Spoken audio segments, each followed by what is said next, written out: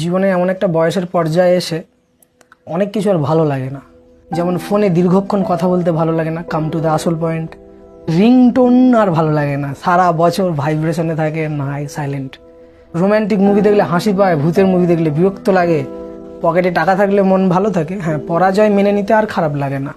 কারোর সঙ্গে তর্ক করতে আর ভালো লাগে না, হ্যাঁ দাদা আপনি ঠিক, আপনি সেরা, এই বলে হার মেনে নেই। এই আজ আছি কাল নেই, এই মুডটা অলওয়েজ অ্যাক্টিভ। 3 দিন যদি ছুটি পাই, দীঘা পুরী সুন্দরবন বেড়াতে যাওয়ার থেকে ঘরে মরার মতো ঘুমিয়ে থাকতে ভালো লাগে। অর্থাৎ চুল দাড়ি অল্প বয়সে পেকে যায়, পেকেই থাক, সাদাই থাক, আর কলপ করতে ভালো লাগে না। ক্ষমা করার একটা প্রবণতা বাড়ছে। স্কুলের বন্ধুদের মুখ মনে আছে, নামগুলো আস্তে আস্তে ভুলে যাচ্ছে। স্কুল কলেজে যাদেরকে ভয়ানক সুন্দরী মনে হতো, এখন তাদেরকে দেখলে মনে হয় ওই বয়সে আমাদের একটু চোখে সমস্যা হচ্ছিল। নাচ গান পার্টি আর ভালো লাগে না। নিজের পুরনো প্রেমিকাকে দেখলে হাসি পায়। বাংলা টয়লেট আর ভালো লাগে না, ইংলিশ টয়লেট ভালো লাগে।